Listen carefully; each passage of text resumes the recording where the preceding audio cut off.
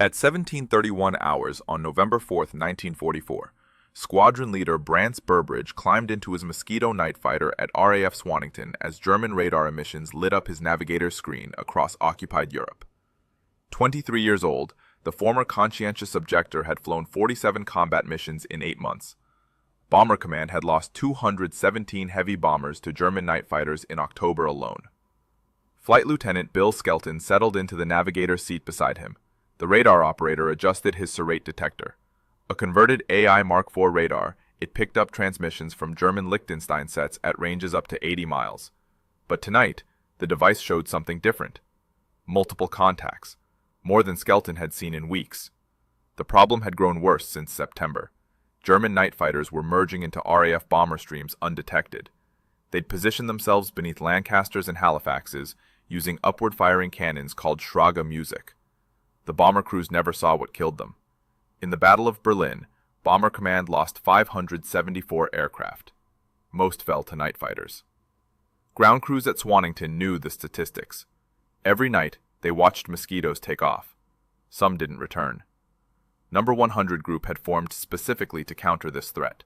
7 squadrons of Mosquito night fighters equipped with electronic detection gear. Their mission was simple: hunt the hunters. Find German night fighters using their own radar emissions, shoot them down before they reached the bomber streams. Since December 1943, the group had claimed 257 German aircraft destroyed. But the cost was high. 70 Mosquitoes lost. Burbridge started the Merlin engines. The wooden airframe vibrated as power built. He joined 85 Squadron in July 1943 after a year as an instructor. His first tour produced 1 probable kill, 1 damaged. Then he met Skelton. Everything changed. The navigator's skill with the serrate system gave them an edge. They'd opened their account in February with a Messerschmitt 410 over the channel. By April, Burbridge had 5 victories.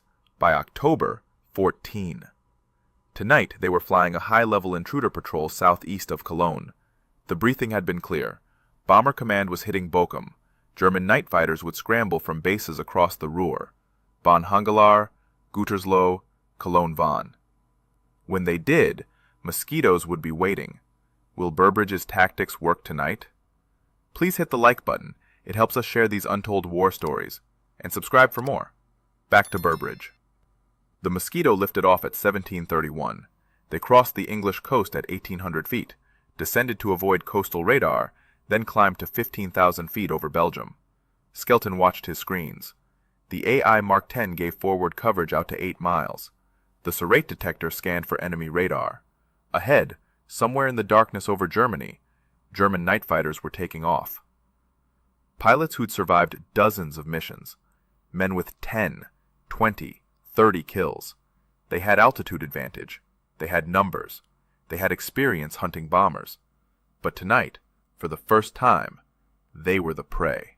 By 1904 hours, they were over German territory. Skelton's serrate screen showed a contact 4 miles out, crossing starboard to port. Burbridge turned in behind it. The detector worked by receiving emissions from German Liechtenstein radar. When Luftwaffe night fighters searched for bombers, they broadcast on frequencies between 490 and 600 megahertz. The serrate picked up those transmissions, gave bearing, not range. Skelton had to estimate distance by watching the signal strength. As they closed, he called adjustments. Left 2 degrees. Steady. Contact strengthening. At 1,500 feet, Burbridge got visual. Dark silhouette against darker sky. Night binoculars confirmed it. Junkers 88. The twin-engine fighter carried a crew of 3. Pilot, radar operator, rear gunner. It mounted 4 20mm cannons and 3 machine guns. Upward-firing Schrage music installed in some variants. The German aircraft was hunting.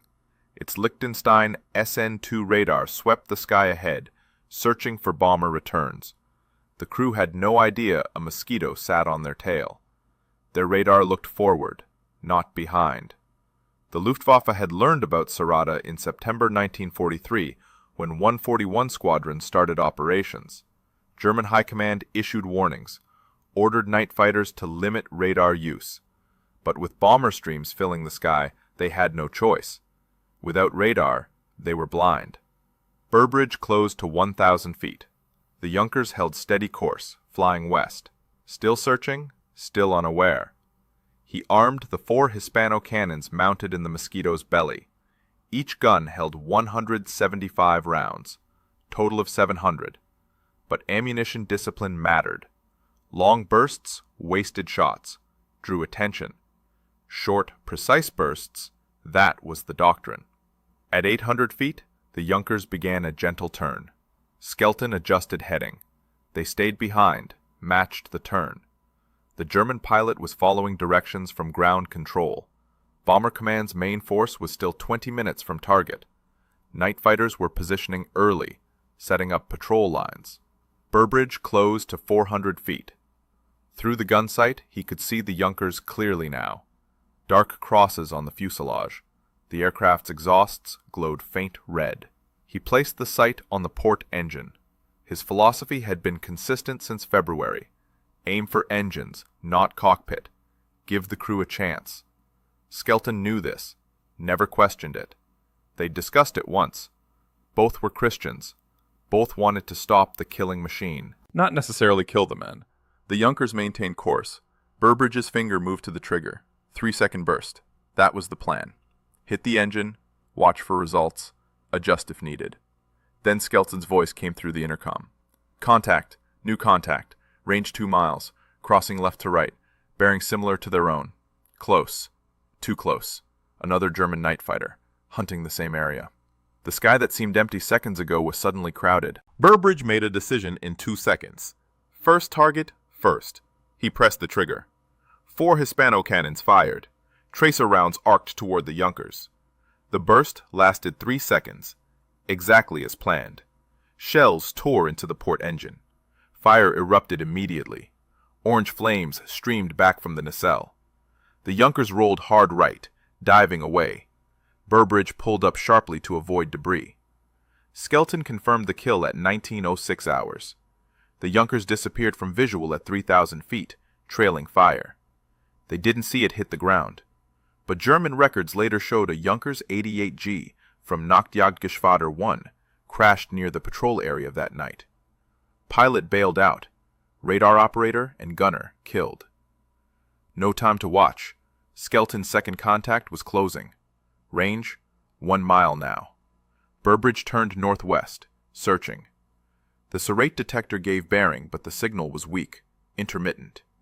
The German pilot might be using radar sparingly. Tactical awareness. The Luftwaffe had adapted since Serrate first appeared.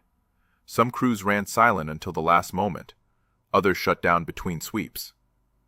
At 1914, Skelton got solid contact again. 800 yards, dead ahead, same altitude. Burbridge increased power slightly. The Merlins responded. Airspeed climbed to 280 knots. The Mosquito gained on the target. Within 3 minutes, visual confirmed. Another Junkers 88. Different variant. This one showed distinct aerials. The longer SN2 radar array. More recent production. The aircraft flew straight and level. No evasive action. No indication they detected pursuit. Burbridge settled into firing position. 600 feet back, slightly below. The textbook approach. Skelton monitored screens. No new contacts. They were clear. But something felt different. The Junkers was heading toward Bon Hongelar airfield. The base sat 15 miles south of Cologne. Major night fighter station. Home to 2nd Staffel, Nachtjagdgeschwader 1. More than 40 fighters operated from that field. If they got close, the situation would change fast. Burbridge closed to 400 feet. Placed the sight on the starboard engine this time. Variation mattered. Predictability could be fatal. He fired. 3-second burst. 50 rounds from each cannon. 200 total. The shells hammered into the engine and wing root. Metal tore, fuel ignited. The entire starboard wing erupted in flames. The Junkers pitched, nose down, violently, rolling left. The pilot was fighting for control, but physics had already decided. Secondary explosions rippled through the fuselage. At 1917, the aircraft inverted completely and dove. Skelton tracked it to impact. crashed in open farmland east of their position. No survivors. 2 German night fighters destroyed in 11 minutes. Burbridge had used approximately 150 rounds total. 550 remained. Skelton's voice came through the headset again. Multiple contacts, range varying. 3 miles to 5 miles, different bearings, all converging on one area. Bonn Hangelar Airfield. The Germans were forming up, preparing to intercept the bomber stream, and Burbridge was flying straight toward them. At 19:23, they reached the area southeast of Cologne. Below, scattered lights marked Bonn Hangelar Airfield. Skelton counted 6 distinct radar contacts within 3 miles, all orbiting. The Germans were stacking. Standard procedure. Night fighters would circle a designated point, waiting for ground control to vector them toward bomber streams. Height separation kept them safe, 500 feet between each aircraft. Burbridge reduced power, descended to 14,000 feet. The orbital pattern was clear now. Clockwise rotation, approximately 2-mile diameter. He made a choice that would have seemed insane to most pilots. He joined the pattern. The Mosquito slipped into the circuit between 2 contacts. Skelton monitored spacing. 1,500 feet ahead was a German night fighter. 1,800 feet behind was another. They were flying in formation with the enemy. The Germans had no visual reference, no way to distinguish friend from foe in absolute darkness. Their radar looked outward for bombers, not at the aircraft next to them. For 90 seconds they orbited with the hunters. Skelton's screen showed the pattern shifting as more fighters joined. 7 contacts now. 8. The Luftwaffe was massing for the intercept. Somewhere to the west, RAF bomber streams were approaching their turning point. Within 30 minutes, German night fighters would peel off and attack. Unless they never made it to the bombers. Burbridge selected the contact ahead, range closing slowly as he added slight power. The orbital pattern meant they were all flying similar speeds, 230 knots. He needed to close without alerting the aircraft behind him. Smooth. Gradual. At 1928, visual contact. Messerschmitt 110, twin engine, heavier than the Junkers variants. This was a dedicated night fighter. No bombs, all guns. The Bf-110 carried 4 forward-firing cannons, 2 upward-firing Schrage Musik, 1 rear defensive gun.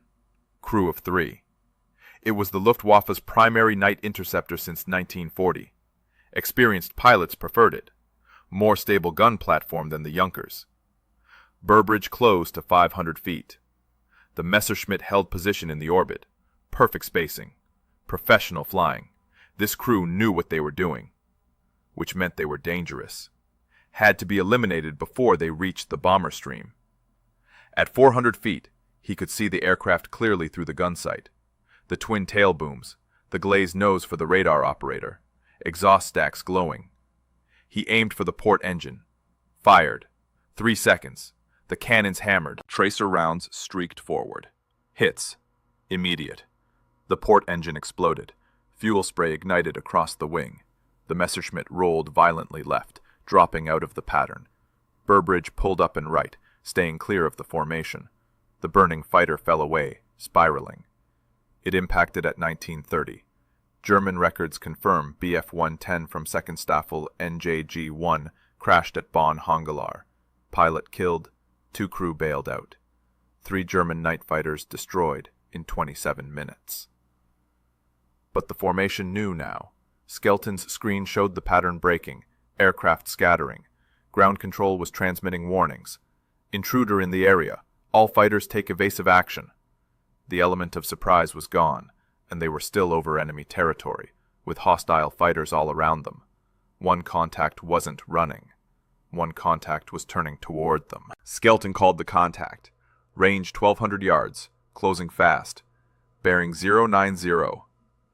The German pilot had seen the explosion, seen the Mosquito silhouette against the flames, was coming to investigate, or engage. At night, 1,200 yards was close range, too close. Burbridge turned hard into the contact. The Mosquito banked 60 degrees. If the German expected them to run, this would surprise him. Night fighting was geometry, angles, closure rates, energy management. The pilot who controlled the merge controlled the fight. At 800 yards, Skelton got radar return. Confirmed contact. Junkers 88, the fourth type tonight. Different again from the others. Possibly a G variant. The newest model. Better radar, more firepower. These aircraft were becoming harder to surprise. The Luftwaffe was learning. 600 yards. Both aircraft were converging. Combined closure rate over 400 knots. Burbridge had seconds to decide. Head-on pass or break off. Head-on meant mutual vulnerability. Both aircraft firing, both exposed. But breaking off meant giving the German control, letting him dictate terms. He held course. At 400 yards, the Junkers opened fire. Tracer rounds arced past the Mosquito's port wing. Close. The German gunner had them in sight. Burbridge waited. 300 yards. 200. The Junkers filled the gun sight. He fired. 4 cannons. Full burst. 5 seconds. Every remaining round in a concentrated stream. The Junkers staggered.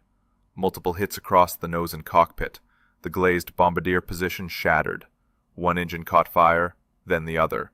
The aircraft pitched up sharply, rolled inverted, fell away burning.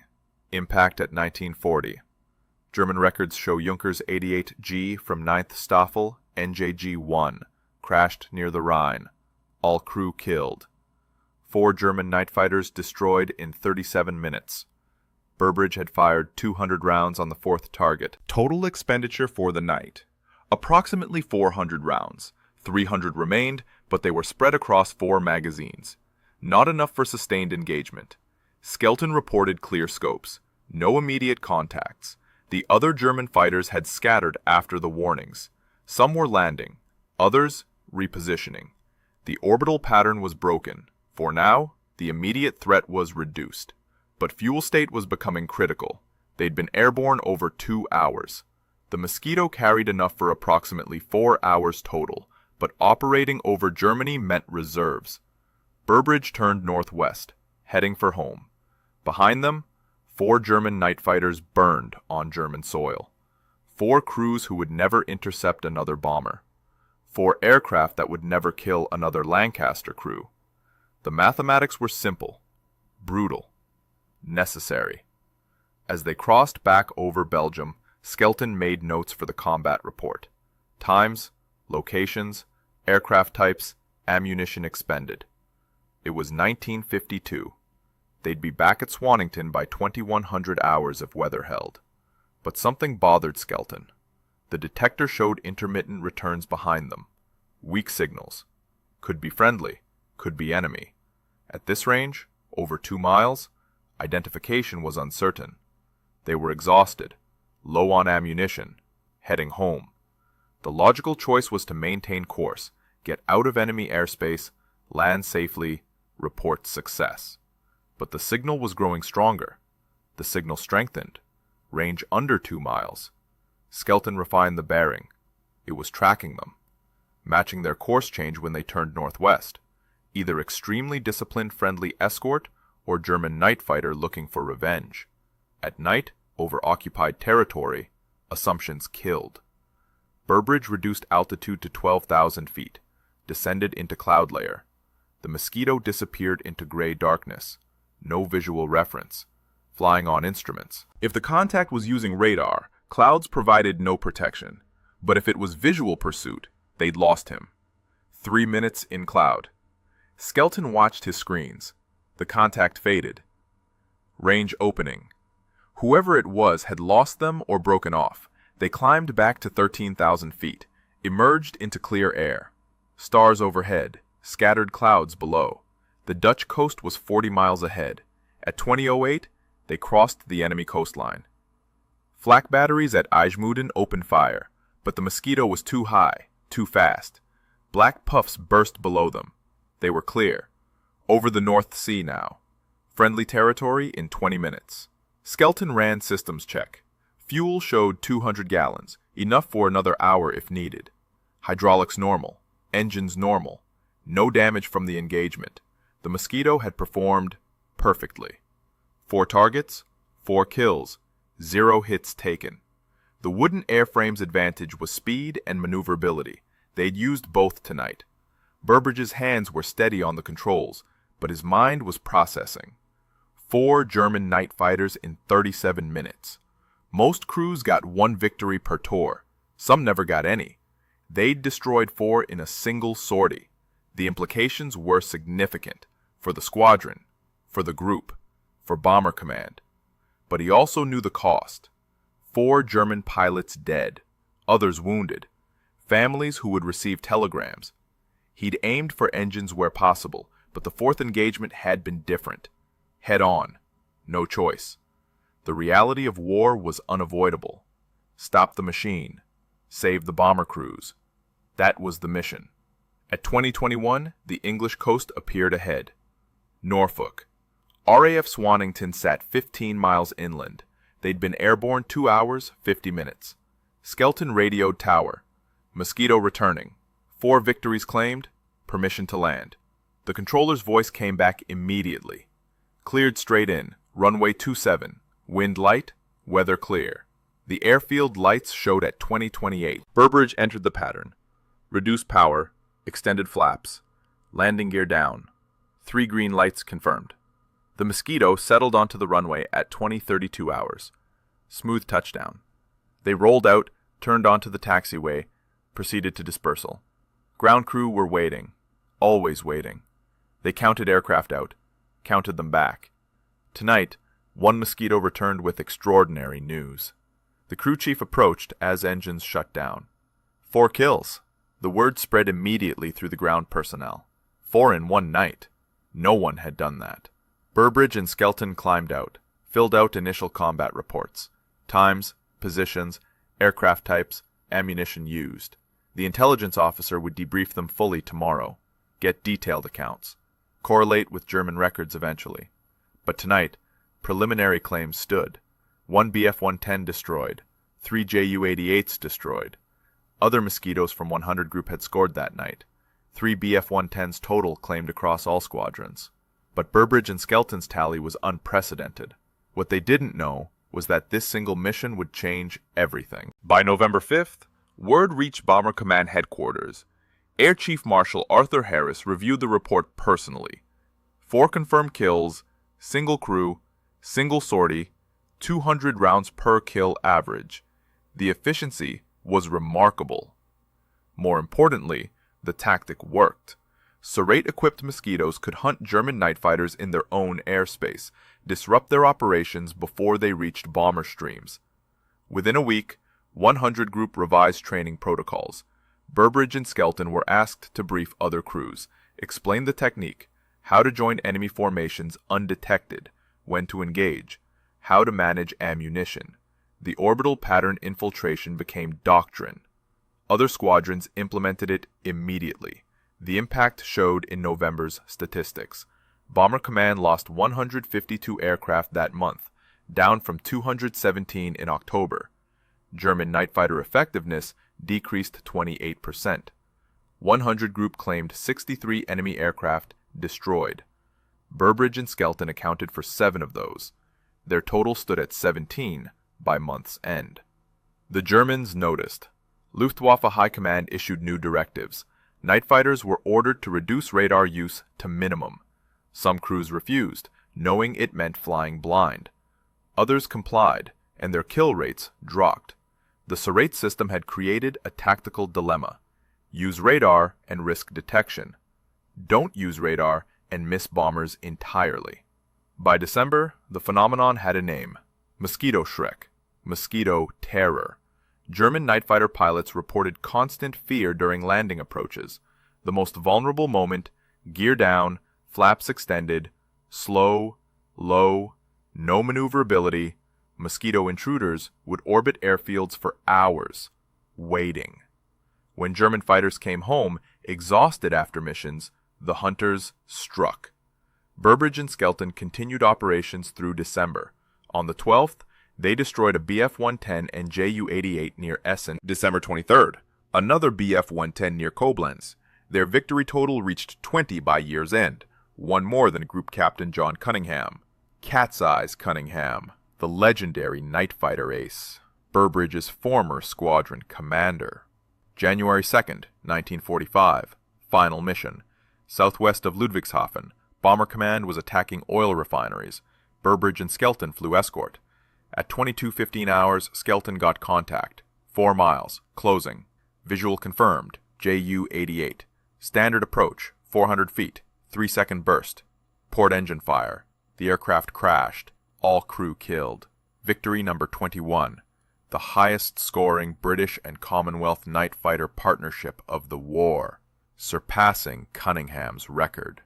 Air Vice Marshal Addison, 100 Group Commander, sent personal congratulations.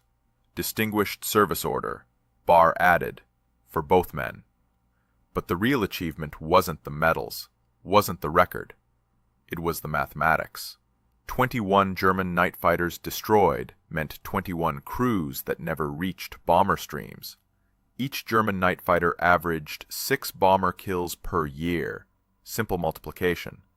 Burbridge and Skelton saved approximately 126 bomber crews, 1,260 RAF lives. The invisible hunter had become visible, and the Germans believed it, because the evidence was burning across their airfields every night. March 1945. Burbridge left 85 Squadron, posted to Night Fighter Leaders School as commanding officer. The war in Europe had 2 months remaining, but his combat tour was complete. Skelton remained with the squadron briefly before his own posting. Their partnership had lasted 13 months, 21 victories, 0 losses. After Germany surrendered, both men made identical decisions. They left the RAF, studied theology. Burbridge went to Oxford. History degree first, then theology. Skelton chose Cambridge, Trinity Hall. Both felt called to ministry. The war had shown them death. Now they wanted to show people life.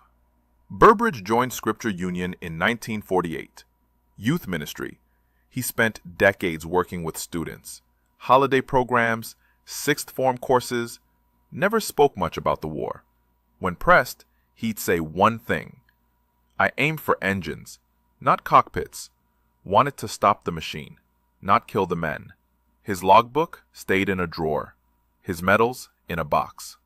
Skelton was ordained Anglican priest, became chaplain at Clare College, Cambridge, later rector of Market Harborough. His war service rarely came up in sermons. He focused on reconciliation, forgiveness, the things that mattered after fighting ended. 100 Group disbanded December 17, 1945, 7 months after victory in Europe. The electronic warfare tactics developed by the group became standard doctrine. Post-war air forces worldwide adopted Surrate principles, radar detection, electronic countermeasures. The invisible hunt. It changed how night fighting worked. Forever. The Mosquito served until 1951 in RAF service, longer in other air forces. But the aircraft's legacy wasn't longevity. It was versatility. Bomber, fighter, reconnaissance, intruder. One airframe, multiple roles. Wooden construction that outperformed metal competitors. De Havilland's gamble on an unarmed fast bomber evolved into one of the war's most effective aircraft. Burbridge and Skelton remained close friends until Skelton's death in 2003. They'd meet occasionally, talk about theology, family. Rarely about November 4th, 1944. That night belonged to history now, to the RAF, to the 1,260 bomber crew members who came home because 21 German night fighters didn't. Brance Burbridge died November 1st, 2016, 95 years old. By then, his medals had been sold to pay for care. His family needed the money. The nation had moved on. But the record remained. 21 victories. Highest scoring British night fighter ace. The invisible hunter who Germans couldn't believe existed until the evidence burned across their skies. Stories like Burbridge and Skelton's remind us that innovation wins wars. Surrate radar, intruder tactics, electronic warfare. These weren't just technical advances. They were force multipliers that saved lives. Every night fighter they shot down meant bomber crews that came home. If you found this story valuable, please like this video and subscribe for more untold war stories. Let us know in the comments where you're watching from. Thank you for watching and for keeping these stories alive.